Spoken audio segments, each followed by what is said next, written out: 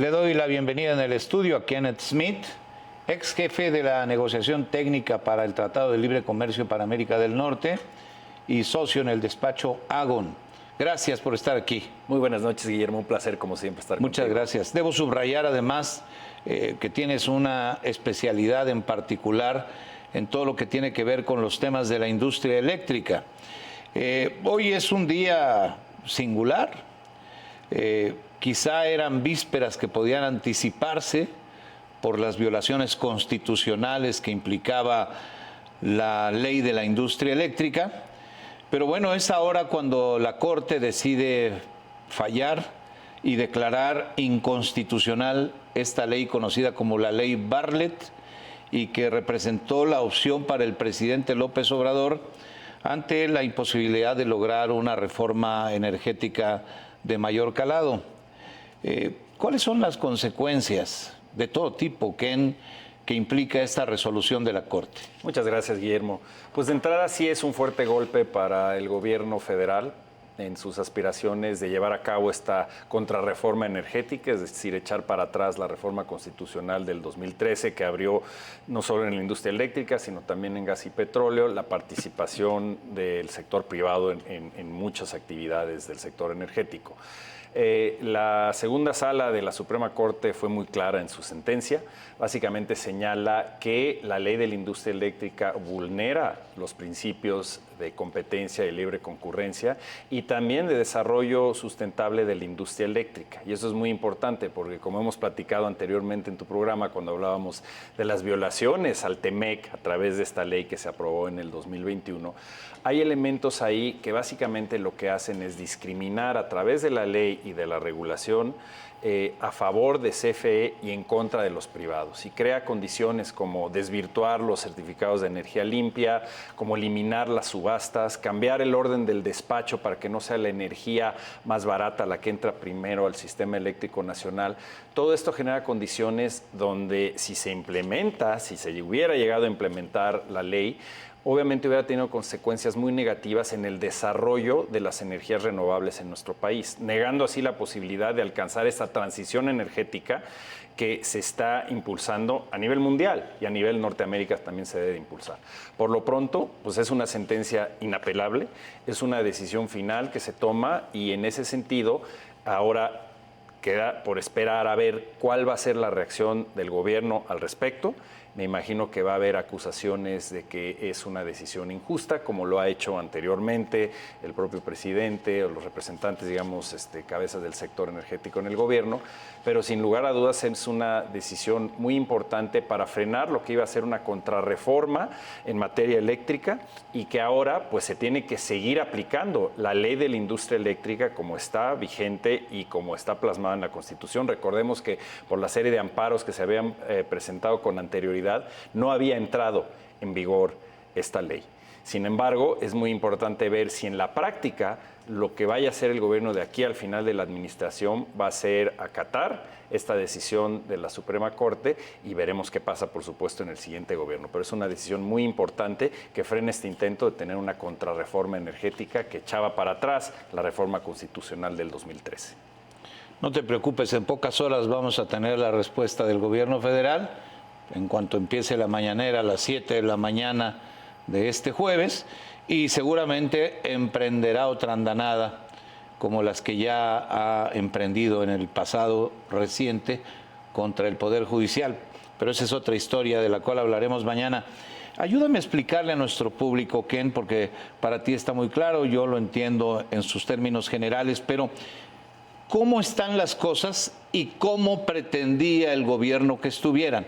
Es decir, ¿por qué estamos hablando de la afectación de derechos de terceros involucrados frente a estas modificaciones legales que el gobierno pretendía impulsar, como ya hemos subrayado, contraviniendo disposiciones constitucionales?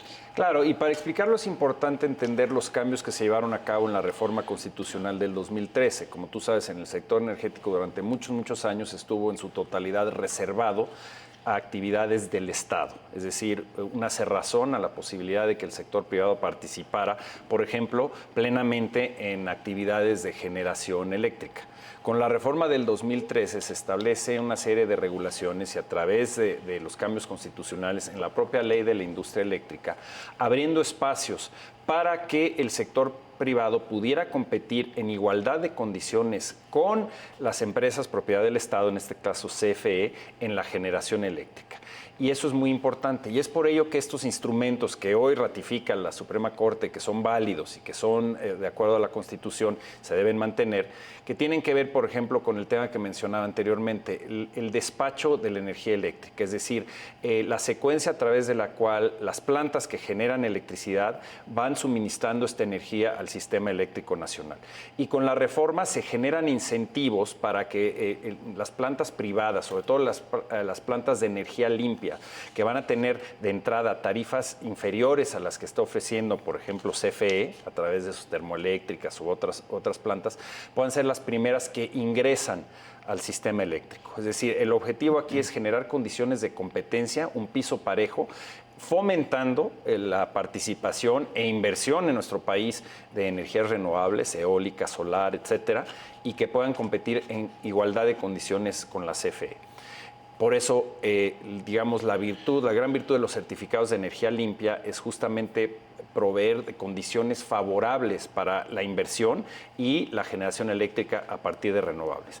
¿Qué es lo que pretendía la ley? A través y me refiero a la ley del 2021 que aprobó ya este gobierno, es que... La que rechazó la Corte. Exacto, la que se rechazó hoy en día era básicamente crear condiciones que favorezcan a CFE, es decir, eliminas esta situación en la que están compitiendo en igualdad de condiciones el sector privado y el gobierno a través de la CFE y genera una serie de mecanismos que al final de cuentas acaban discriminando en contra de la participación del sector privado. Por ejemplo, lo que ya hemos visto en este sexenio, que es la cancelación de permisos ya existentes de generación, las figuras de autoabasto, todo lo que necesitamos, de hecho, para generar las condiciones y la capacidad de proveer energía para toda esta inversión que está llegando, el fenómeno del nearshoring que hemos hablado muy seguido en tu programa, pues ahí lo estás truncando, porque obligas a que sea la CFE la que tiene el primer derecho en términos del despacho eléctrico. Se eliminan las subastas, eso es muy importante, a través de esta ley que fue rechazada por la Suprema Corte, algo que se había establecido en la reforma constitucional del 2013, es la posibilidad de tener subastas de energía que privilegiaran el criterio de eficiencia y al final de cuentas la energía más barata y más eficiente es la que va a entrar al sistema. Todo esto se estaría eliminando. ¿Qué es lo que señala la Suprema Corte en su sentencia del día de hoy? Que independientemente de los esfuerzos de fortalecer los monopolios estatales, en este caso específicamente la empresa propiedad del Estado CFE, independientemente de esos esfuerzos, no se puede negar que CFE es un productor más en el mercado que tiene que competir en igualdad de condiciones con el sector privado. Si eliminas esas condiciones de la reforma del 2013, vamos a seguir teniendo una situación con tarifas altas, con un subsidio enorme por parte de los contribuyentes para mantener la operación de CFE y sin la posibilidad de recibir inversión productiva por parte de las empresas privadas que están ávidas de invertir en energías renovables en nuestro país. Esa sería la gran tragedia si esta ley no se hubiera echado para atrás y se hubiera implementado. Se preservan derechos de los particulares que pretendían entregarse de una manera fuera de la norma constitucional exclusivamente a la Comisión Federal de Electricidad. Retomo algo que decías en tus comentarios iniciales, Kenneth Smith, en el sentido de como había acciones legales contra la ley del 21, esta ley de la industria eléctrica, no entró en vigor. ¿Quiere decir que no hay afectaciones o en los hechos sí hubo afectaciones que tendrán que revertirse a partir de la resolución de la Corte? Es decir, ¿sí hay afectados en los hechos? Sí, sí hay afectados y eso nos lleva a dos cosas. El número de amparos que se han presentado en contra de la ley y los actos de gobierno por parte de la CRE, de la CFE, a lo largo de esta administración que han llevado amparos en el Poder Judicial en México. También está la controversia internacional en el marco del TEMEC, es decir, la afectación a las empresas, sobre todo por la incertidumbre que se genera a través de la aprobación de un instrumento que claramente va en contra de la Constitución, y dado que en el TEMEC se refleja esos cambios que se hicieron en la Constitución de 2013, también esta ley va en contra de esas garantías para las empresas de nuestros principales socios comerciales, dentro del TEMEC, en este caso de Estados Unidos y Canadá. ¿Por qué? Porque el énfasis que le está poniendo el gobierno federal en México en el sector eléctrico es, repito, el fortalecimiento de la CFE. ¿Qué es lo que esto significa? Darle prioridad para que incremente el porcentaje de generación eléctrica que provenga de esta empresa propiedad del Estado. Es decir, hay una verdadera obsesión con que este porcentaje suba de más o menos del 38-39% que tiene a más o menos 55%. Entonces, al establecer las bases a través de la ley y de la regulación para forzar, de alguna manera, cerrarle espacios al sector privado e incrementar la generación que venga por parte de CFE, estás afectando directamente a los particulares. Y sobre todo la incertidumbre jurídica, que aunque esté en amparos, aunque esté frenada la ley en las Cortes, tú no sabes si el día de mañana va a entrar en vigor. Y es lo que estaba pasando. Obviamente, ante los amparos que han presentado los privados, el gobierno los ha combatido en las Cortes y algunos tribunales colegiados ya empezaron a revocar, habían comenzado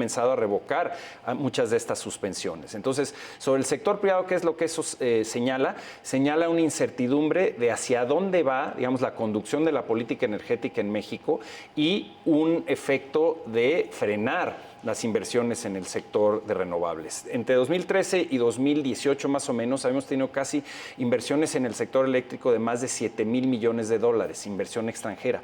Esto se ha frenado de una manera muy importante, justamente por la incertidumbre jurídica que estos esfuerzos de contrarreforma eléctrica han generado en el mercado mexicano. Es muy importante lo que estás diciendo. Ahora, referías algo también en tus comentarios iniciales. Esta resolución de la Suprema Corte es inatacable. Es decir, no es a ver si quieres y si no quieres, no. Es una resolución de la Corte que se tiene que cumplir, e incumplirla tiene, Kenneth Smith, consecuencias legales. Es correcto. Habrá que ver en este sentido cuál es la reacción del gobierno y repito, ya estamos acercándonos al final del sexenio. Yo creo que sobre todo para la visión de las empresas que están pensando en un, digamos, en un horizonte de 5, 10, 15 años hacia dónde va a ir la política energética, en este caso del sector eléctrico en México, si va a haber un regreso, ya sea formalmente establecido por parte del gobierno a lo que está establecido en la ley, es decir, la ley de la industria eléctrica vigente y el marco constitucional, o si, por ejemplo, va a haber nuevos intentos, ahora que el presidente ha hablado de enviar nuevas reformas al Congreso que va a entrar en funciones a la nueva legislatura a partir de septiembre, si habrá un intento nuevamente de establecer este tipo de disposiciones, independientemente de lo que haya señalado la Corte. Pero en efecto, es una decisión inapelable y a partir de aquí, en teoría, deberíamos básicamente regresar al esquema, que es el esquema que tenemos en vigor hoy en día, y que este se mantenga a largo plazo. Nos sirve obviamente para atraer inversión a nuestro país, para cumplir con nuestros compromisos internacionales y al final de cuentas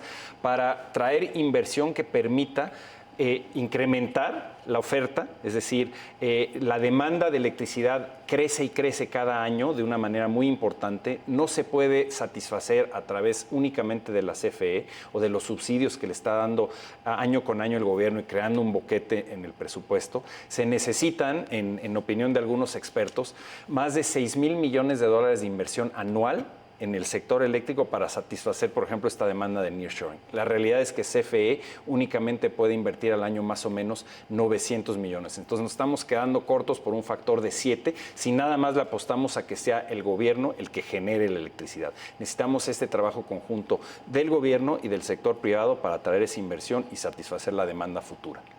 Hay dos cuestiones que tú has referido, pero que me gustaría subrayar, que nos ensucian la cara, para decirlo de una manera figurativa. Uno es que si no hay seguridad y no hay certidumbre, no hay inversión. porque la inversión extranjera va a los países donde hay las dos cosas, seguridad y certidumbre. Esa es una parte. La otra parte es que el mundo va en una línea hacia las energías renovables, hacia las energías sustentables, y el gobierno mexicano actual va en sentido exactamente contrario.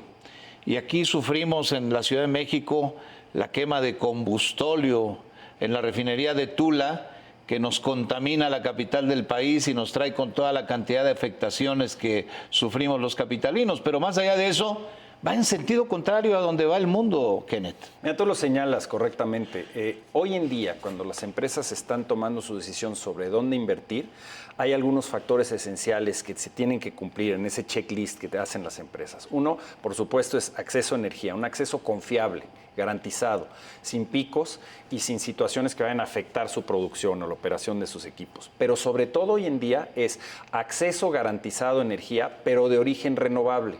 Hay una exigencia por parte de los inversionistas, por parte de los países que van a recibir los productos manufactureros que produzcan estas empresas, de que se reduzca la huella de carbono.